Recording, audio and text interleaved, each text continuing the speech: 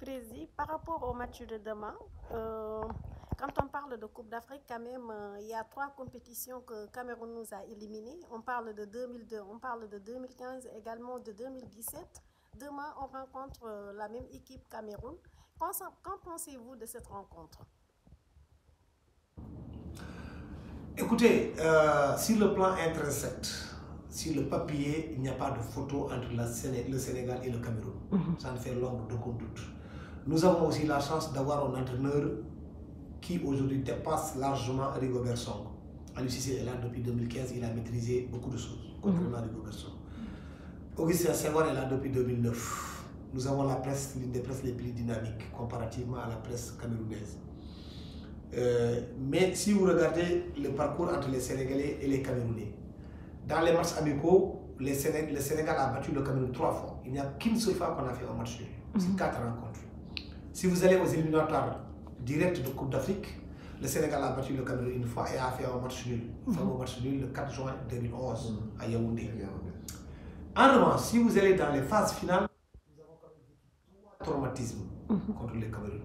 D'abord, il n'y a qu'une seule fois que nous avons battu le Cameroun en phase finale de Coupe du Monde, Coupe d'Afrique. C'était en juin 1990 en Algérie, où nous les avons battus 1-0 ou 2-1. Je ne me souviens plus du score exactement. Après, il y a eu notre CAN chez nous, la nous avons organisée en 1992. Ils nous ont éliminés.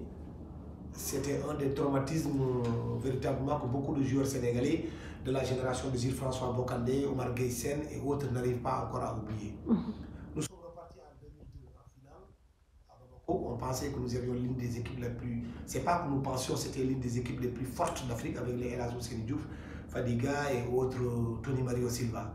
Malheureusement encore, ils nous ont ravi la vedette. Ils sont repartis avec le trophée continental. Last but not least, c'était en 2017. 2017, ils nous ont fait l'ombre de conduite que nous avions l'une des meilleures équipes. L'une des meilleures équipes en 2017. Et eux-mêmes, ils savaient qu'ils ne pouvaient pas battre le Sénégal sur le terrain. Ils ont poussé jusqu'à l'épreuve fatidique des tirs au but.